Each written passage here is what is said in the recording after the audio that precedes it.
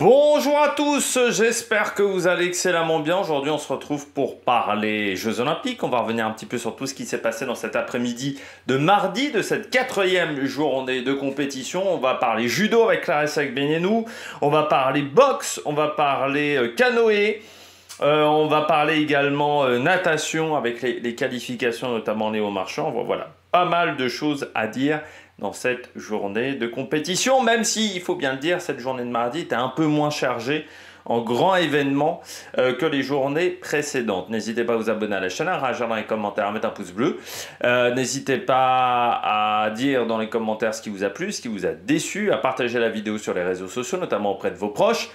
Les shorts, juste après les grandes épreuves, je ne vais pas vous mentir que cet après-midi, il n'y en a pas eu tant que ça, mais ce soir, il y en aura peut-être quelques-uns, notamment avec le 4x2 masculin ou la finale de l'épée, par équipe. Et puis si vous avez les moyens et que vous voulez soutenir mon travail, vous pouvez faire un super thanks, et je remercie les gens qui le font, et puis vous pouvez rajouter la petite cloche, comme ça vous êtes au courant des dernières vidéos qui sortent sur la chaîne. On commence tout de suite avec le basket. Il y avait un match à 11 h entre l'Espagne et la Grèce, victoire de l'Espagne, 84 à 77. Il y avait les moins de 51 kilos, match qui n'a pas été diffusé en direct. Bilal Benama qui est passé comme fils Alejandro Claro fils, pardon, et Rafael Lozano Serrano. Oui, parce que au lieu de diffuser sur France 3 du tennis avec Coco Gauff, j'ai rien contre Coco Gauff, mais quand il y a des Français en lice, je crois que c'est plus intéressant. Je crois que France 2 et France 3 devraient diffuser les Français en lice. Vous avez la chaîne numérique pour diffuser les autres compétitions, du tennis ou autre chose.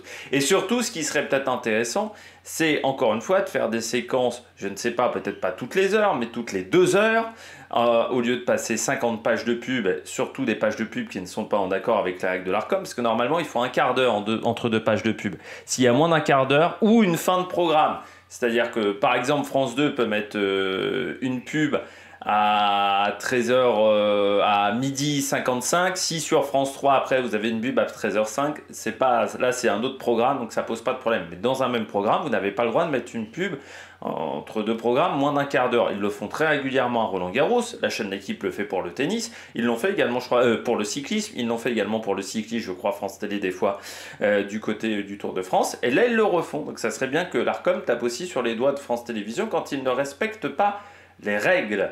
Bilal Benama. Il faut savoir que moi, quand je mets des pubs, j'essaie de respecter qu'il y ait un quart d'heure entre deux pubs. Au maximum, au niveau des coupures, vous savez que moi j'aime bien mettre des pubs, par exemple dans le cyclisme, au niveau des jingles, mais j'essaie qu'il y ait au moins 10 minutes entre deux jingles pour qu'il y ait une pub. Mais j'aime bien, voilà, dans une vidéo par exemple de 30 minutes, il n'y a qu'une pub. Dans une vidéo de plus de 30 minutes, il y a deux pubs. J'ai des règles comme ça, j'essaie de me tenir à ces règles-là. Donc, la boxe, pas diffusée, mais ça serait bien que de diffuser des pas vus à la télé, quoi, tout simplement. Ou de diffuser les scores en bandeau, comme peuvent le faire les chaînes info, par exemple. Ça pourrait être intéressant aussi. Du côté du handball, Norvège-Corée 26-20, donc victoire assez nette de la Norvège chez les filles. Il y avait les séries du 200 mètres papillon avec Léon Marchand. Facile Léon Marchand dans ces séries. Vraiment pas mis en difficulté. Hop là, il est qualifié assez facilement. Voilà, une 55-26. C'est Christophe Mila qui a fait le meilleur temps, le hongrois, toujours cette école hongroise de la brasse, du papillon, très présente. Et Noé Ponty, le Suisse, qui a pris la 3e place. Voilà, vous voyez, deux hongrois, notamment dans les qualifiés sur cette épreuve. On poursuit avec le dressage par équipe et le dressage individuel. Du côté de cette première journée de qualification, Corentin Potier qui a pris la 3e place avec un 70-683, ça risque de ne pas être suffisant, voilà, pour la qualification. Pour l'instant, voilà, il fallait faire plus de au moins 73-74, donc dans les meilleurs scores du français. Il a été un petit peu en dessous, quelques erreurs avec son cheval. Et par équipe, eh bien, pour le moment, c'est les Danois qui sont en tête devant la Grande-Bretagne, la Suède et la Belgique. La France est 6e pour le moment et donc non qualifiée si je crois. Pour le moment, les États-Unis sont éliminés car un des concurrents n'a pas participé, je pense. Mais on a vu qu'un passage du côté des Français en dressage. Volleyball de plage, Tardim et des Gatti qui ont battu les Égyptiens. Le 2 de couple, il y avait les hommes. Ça n'est pas passé pour Androdias et Boucheron. Pardon. Hop. Les deux Français qui étaient dans ce... Non, c'était le 2 de couple... Si, non, ça n'est pas passé. Voilà, encore une fois, ils ont pris la 5e place un peu léger. Voilà, tout simplement, Androdias et Boucheron. Par rapport à ce qu'ils avaient fait en 2021. Il faut savoir qu'ils ont eu beaucoup de mal à se remettre de 2021 et de leur titre. Ils ont fait une dépression et voilà, il leur a manqué un petit peu de temps de préparation. Tout simplement, au 100 mètres nage libre, il y avait des Français au départ. C'est passé pour les demi-finales avec une belle performance de Maxime Grousset en 47,70, deuxième temps. Par contre, c'est pas passé pour Raphaël Fentedamer. Je croyais qu'il était passé, mais non, ça n'est pas passé. 48,82, ouais, c'était un peu trop léger comme chrono. Donc voilà, déception. Ils étaient quand même 79 au départ. Le 100 mètres, ça fait toujours rêver. Alors que chez les filles, il y avait beaucoup moins de concurrentes sur 100 mètres de manière assez surprenante. Il y avait le 4 de pointe 100 barreur en aviron. Chez les garçons comme chez les filles, c'était les repêchages de qualifiés en finale A, les États-Unis et la République de Chine pour les filles, alors que pour les garçons, eh bien, c'est l'Italie et la Roumanie, car la France a été éliminée premier. Il est éliminé du côté de la France, déception. Voilà également que ce bâton n'aille pas en finale. En moins de 80 kilos, il y avait deux victoires assez nettes d'un Croate et d'un concurrent de la République dominicaine. Il y avait les séries du 1500 mètres femmes. Bonne nouvelle, on aura une Française en finale. C'est passé pour la protégée de Philippe Lucas Kirpichinikova, qui a fait le 3e temps. Et ça, c'est intéressant parce que vous voyez que en fait elle aura pour la médaille, elles sont 4 qui se tiennent en 6 secondes. On peut déjà éliminer, je pense, Mosha Johnson, donc la médaille est peut-être faisable pour la française. Et bon voilà, peut-être je pense pas qu'elle en a gardé, mais bon, Ledecky semble au-dessus. Après derrière, Quadarella, Lisa l'allemande, ça semble proche tout ça, donc ça va être très intéressant à suivre. Bien entendu du tennis. Donc, comme on le disait, Coco Gauff qui a été éliminé par Vekic, 7-6, 6-2, et puis Zverev qui a éliminé Machak, 6-3, 7-5 sur le cours Suzanne Langlaine Taylor Fritz, qui est passé en 3-7, 6-7, 6-3, 6-2, Schmiedlova 7-5, 3-6, 7-5, Alcaraz Nadal en train de jouer pour le moment, victoire dans le premier 7-6-4. En ce moment, ils sont menés 3-2 dans ce deuxième set. Et puis, il y aura Evans Murray face à Gilles et Fliegen. Voilà, comme 4e match. Donc, ça sera un petit peu tard dans la soirée, ce 4e match.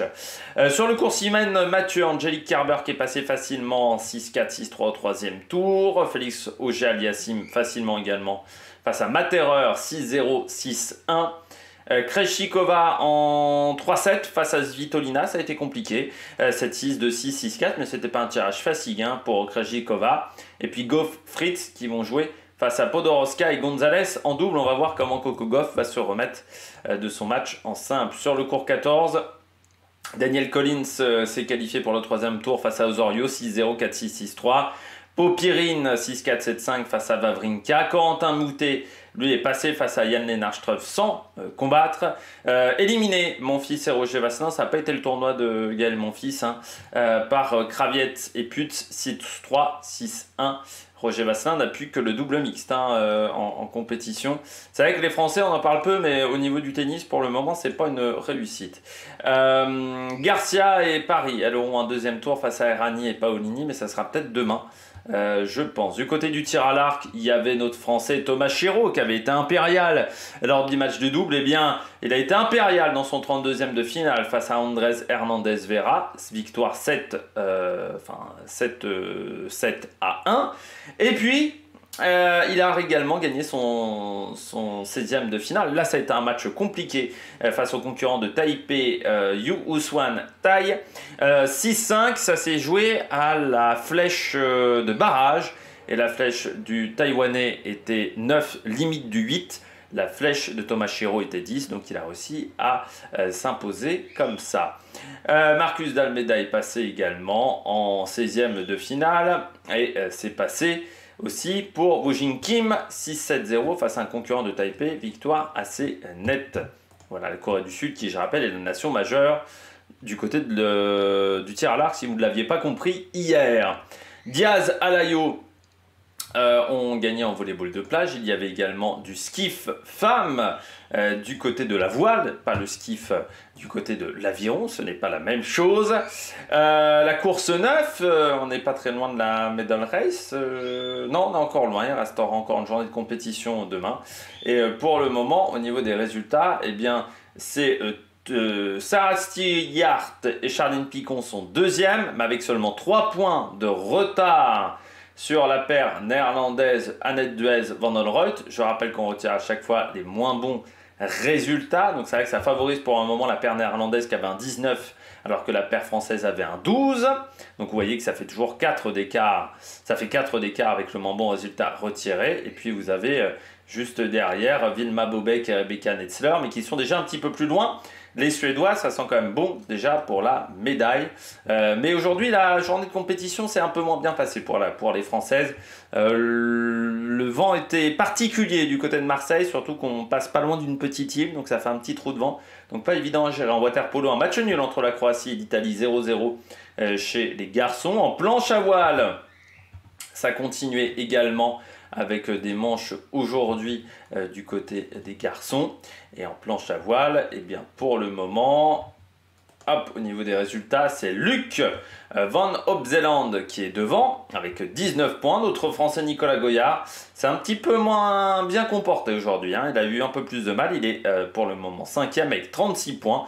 Mais il est seulement à 13 points de Tom Reveny. Puis vous voyez que même Luc Van Opzeland est pas très loin. Et puis je rappelle que là, on aura 16 courses. Hein. Donc on n'est pas encore à mi-chemin du côté de cette catégorie. Il y avait également de la boxe en moins de 54 kg chez les filles.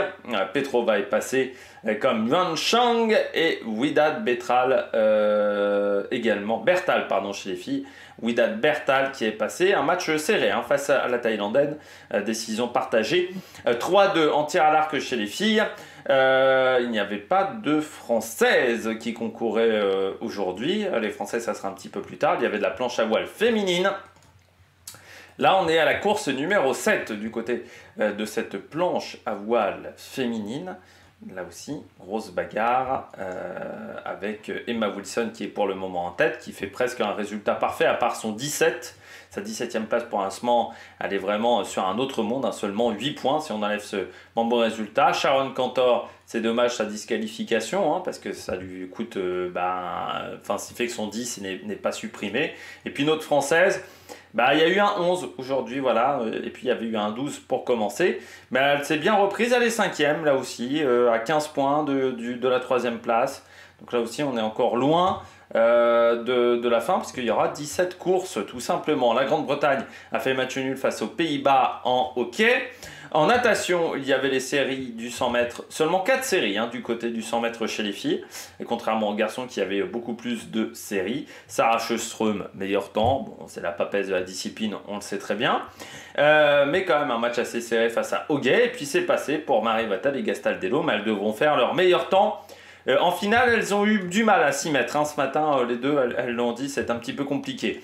Sur le cours numéro 6, Musetti est passé face à Mavonnet. Tommy Paul également est passé l'américain. Boulder et Watson également en double femme sont passés face à Kerber et Sigmund 6-2, 6-3. Dans ce match, il y avait les séries du 200 mètres brasse avec le retour de Léon Marchand.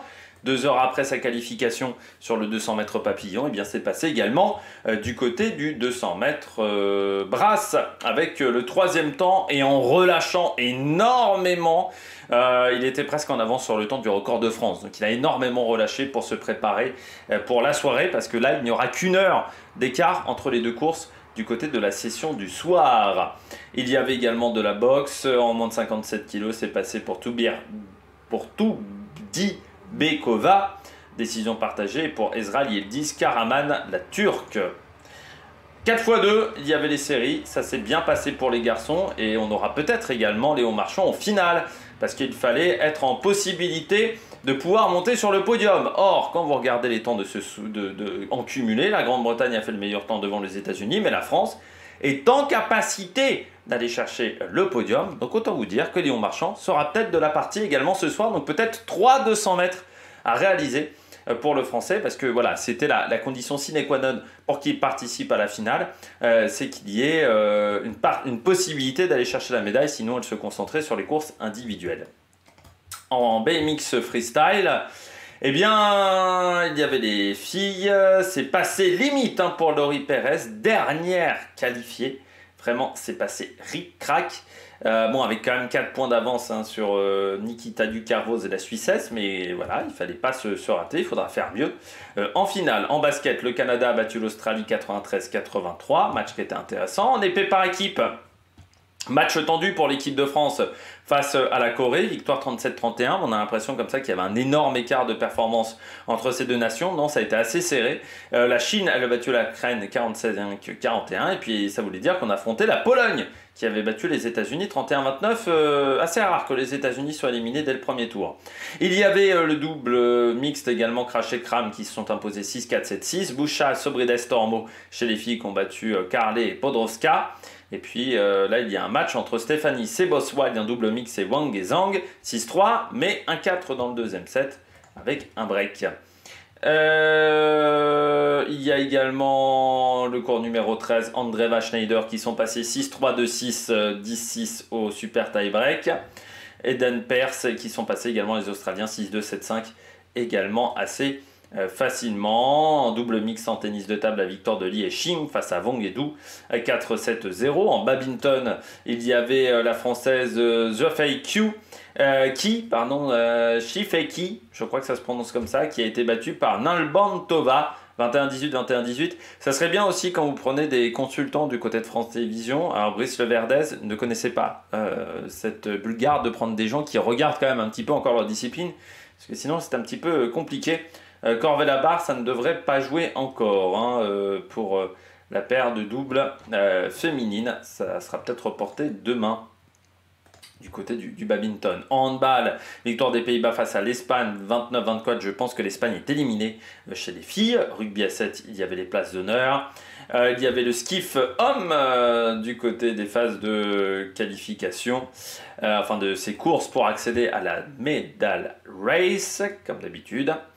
En voile, c'est toujours le même principe. On est à la course numéro 9 du côté des résultats globaux. C'est une paire espagnole qui est en tête avec 35 points devant une paire irlandaise qui est 11 points derrière. Nos Français Erwan Fischer et Clément Pékin, eux, sont un petit peu plus en difficulté avec 65 points. Mais quand vous regardez, ils ne sont qu'à 15 points du podium de la médaille de bronze et donc à 20 points de Dixon Robert. Donc il reste encore... je dirais 3 courses plus la medal race. Je crois que la medal race ça compte double. Donc on pourrait peut-être avoir une remontée des Français, mais il faudra forcément faire une grande journée demain s'ils veulent monter sur le podium. En canoë slalom, il y avait les qualifications qui ont été avancées pour problème d'orage, risque d'orage. Notre Française a eu du mal, Marjorie Delassus. Elle est qualifiée quand même en demi-finale, mais elle a du mal à trouver ses repères pour le moment.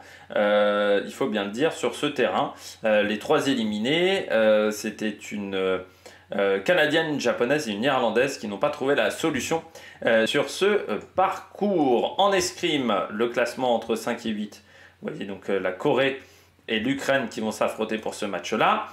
En football masculin, République dominicaine, Ouzbékistan 1 partout. Égypte, Espagne 2-1. L'Espagne était déjà qualifiée. Donc ce qui fait que dans ce groupe C, c'est intéressant quand même de voir parce que c'était les derniers matchs de phase de groupe. Est-ce que j'aurai le classement? Peut-être pas. Donc je ne sais pas si ça va me donner les classements des groupes. Voilà, chez les hommes pour le moment, donc la France qui est quasiment qualifiée dans le groupe A. Et donc dans ce groupe C, eh bien l'Égypte passe devant l'Espagne en première position. Donc voilà, l'Espagne qui est qualifié, comme le Japon qui est déjà qualifié. Le Maroc et l'Argentine également sont déjà qualifiés dans le groupe B. La France, elle est quasiment qualifiée. Il faudra un miracle pour que la France ne soit pas qualifiée dans ce dernier groupe. En rugby à 7, la France a battu l'Irlande 19-7 pour les matchs de qualification. La France qui a battu le Japon 14-13 en water-polo. Ils ont réédité l'exploit qu'avaient fait les filles hier. Il y avait également du volleyball de plage avec Parten Benech qui s'impose de 7-0. En BMX freestyle chez les garçons, pas de problème pour Anthony Jean-Jean en termes de tricks, voilà, qui se qualifiait en étant 5e voilà, pour la finale. En boxe, moins 51 kilos, il y avait encore des 8e de finale. Vous voyez un petit peu les résultats rapidement. On avance, on accélère. La Nouvelle-Zélande qui a battu les États-Unis pour la demi-finale. En tir, la victoire de Nathan Hales devant King Ying et Jean-Pierre Broll-Cardenas pour la médaille de bronze. Notre Français, lui, n'était pas qualifié pour la finale. Voilà, éliminé auparavant lors des qualifications. Il y avait les hommes en canoë. Slalom, c'est passé pour notre Français assez largement. Titouan Castric, 83-71 et 80-09. Donc vraiment, il a mis 3 secondes quand même à ses adversaires. Donc c'est pas mal pour notre Français. Il faudra qu'il rééditère ça dans 48 heures. Les femmes en épée par équipe, eh bien, la France a battu la Pologne. Ça a été un match compliqué face aux Polonaises. L'Italie a battu la Chine 45-24. Donc ça sera une finale France-Italie. Toujours compliqué les matchs France-Italie en escrime. Je me souviens notamment de la finale du Fleuret en 2004. Waouh, ça avait été un sacré match, un sacré bordel ce match-là. Si vous pouvez le retrouver, je ne sais pas si ça se retrouve, mais c'est un sacré bordel. Hongrie-Angola, handball, match nul. Et puis du côté du judo, Clarissa Agbenienou battue en demi-finale face à Andrea Aleski. Voilà, elle s'est ratée dans cette demi. Et par contre, elle a remporté la médaille de bronze sur Ippon face à Piovesana. Et puis, grosso modo, de ce qu'on a compris, c'est que Clarissa Agbenienou va peut-être faire un petit break. Mais que Los Angeles, elle y pense. Après, c'est pas si facile que ça de tenir encore 4 ans au niveau physique. C'est parfois très compliqué. Le Canada, qui avait battu les Françaises hier, a battu l'Australie 21-12, donc sera en finale. Du rugby à 7, il y avait de la boxe en 80 kg. Bien c'est passé pour le Kazakh et pour l'Azerbaïdjanais. Et puis on avait le water polo 14-8 pour la victoire des États-Unis face à la Roumanie. Et puis on avait les finales pour la place de 5e. La Corée a battu l'Ukraine, les États-Unis ont battu l'Égypte pour la place de 7e. Elles ne finiront pas dernière. En moins de 54 kg, il n'y avait pas de Français en boxe. En football, l'Argentine a battu l'Ukraine 2-0. Le Maroc a battu l'Irak 3-0. En hockey, l'Argentine a battu la Nouvelle-Zélande 2-0. Le Japon, en termes de résultats. Krug, Gauthier, qui ont pris un 7 aux Espagnols, mais qui ont quand même été battus à la fin 2-1. Victoire des Français face au Japon 94-90, mais ça a encore été un match très compliqué pour nos Français qui devront faire mieux s'ils veulent avoir une place en demi-finale et en finale. L'Allemagne qui a battu les États-Unis pour ce premier match de 3-3 chez les femmes 17-13. Et puis, il y a le tir à l'arc en ce moment qui continue. Toujours pas de Français du côté de ce tir à l'arc. En basket 3-3, le Canada a battu l'Australie. La Grande-Bretagne a battu l'Irlande 28-12. Et puis en ce moment, la gymnastique artistique. La France finit 5e en ayant battu la Chine. Et en gymnastique artistique, en ce moment, c'est le concours complet, mais on en parlera demain. Et puis la Nouvelle-Zélande et la France 0-0. Et en handball, pour le moment, la France mène 8-5 face au Brésil du côté du handball féminin. Nous, on se retrouve demain. Et ce soir, on aura pas mal de shorts. Demain, il y aura aussi pas mal de choses à dire sur la chaîne. Et puis n'hésitez pas à vous abonner, à réagir dans les commentaires. Et ciao sur l'Amérique Production. Juste pour conclure, c'est vrai que je m'aperçois que je suis passé assez vite sur Clarissa Agbenienou. C'est quand même fort ce qu'elle a réussi à faire, parce qu'elle a réussi à faire comme Teddy Riner, c'est-à-dire à revenir dans le match après avoir subi quand même quand elle est éliminée en demi. Elle fait une erreur. Elle laisse faire un petit peu son adversaire, c'est compliqué de se remettre dedans. Et elle arrive quand même à ressortir un match pour la médaille de bronze, qui n'est pas un match évident face à l'Autrichienne. Donc c'est fort quand même ce qu'a réussi à faire Clarissa Agbenienou. Moi j'avais un peu peur parce qu'elle se déconcentre après son match, parce qu'elle a déjà été championne olympique, championne du monde, donc elle n'a plus rien à prouver. Et on va dire dans ce genre de cas, une médaille de bronze, c'est pas forcément ce qu'on retiendra de son palmarès. mais elle a réussi à se remettre dedans. Après, Clarisse, elle a eu que des matchs compliqués. Dès le matin, face à l'Israélienne, c'est un premier match qui est difficile. Et en fait, quasiment à part le quart, sinon tous les autres matchs ont été compliqués pour Clarisse Agbenienou. Qu'on sentait moins bien physiquement. J'avais l'impression qu'elle n'avait pas la puissance de d'habitude. Donc voilà, dommage pour Clarisse. Après, peut-être que dans sa gestion de l'année olympique, elle a fait peut-être des erreurs du côté de Clarisse Agbenienou. C'est vrai que contrairement aux années précédentes, on l'a beaucoup vu dans les médias. Notamment, il y a eu cette polémique pour les grandes gueules, mais pas une polémique pour les gens normaux, d'avoir son enfant au niveau du village olympique, ce qui a fait une sorte de petite polémique, ce qui a fait parler d'elle, mais surtout, on l'a beaucoup vu, notamment dans les pubs, il y a une pub notamment pour une lessive, on l'a beaucoup vu également chez Arthur ces derniers temps, et peut-être qu'elle s'est un peu dispersée, Clarisse Agbenienou, et que, oui, le judo, ça reste un sport où il faut être à fond, parce que même en étant à fond, tu peux te faire avoir. Donc il y a peut-être eu ces petites erreurs-là dans la préparation. C'est peut-être fait avoir médiatiquement, mais beaucoup de gens le disaient que Clarisse Agbenienou, de base, elle voulait presque... Enfin, il y a eu Paris 2024, mais elle s'est presque forcée pour y aller à Paris 2024, parce qu'elle était dans une situation où elle avait fait un break. Elle voulait faire un break en fait, donc là je pense qu'elle va pouvoir faire son break là, pendant un an et demi, elle va faire son break, ensuite elle va revenir, elle va être fraîche mentalement, je pense que ça va lui faire du bien. C'est vrai qu'elle est là depuis 10 ans, et 10 ans au haut niveau, on l'a vu avec Teddy Riner, c'est pas forcément facile de tenir tout le temps, et comme Teddy Riner avait dit qu'heureusement que les jeux avaient été en 2021 et pas en 2020, parce qu'en 2020 peut-être qu'il aurait pas pu les faire, mais surtout peut-être qu'il serait planté encore plus. Et là peut-être que le break ça va faire du bien, et puis on sait qu'elle va être combattante pour le match par équipe. Donc ça va être quand même intéressant pour Clarisse Agbenienou. Et puis ça fait quand même une médaille, elle repart pas bredouille, ce qui aurait peut-être été plus compliqué à gérer quand même de finir sur une 4e place. Voilà, j'en ai fini avec Clarisse Agbenienou. Allez, à la prochaine sur l'Amérique Production.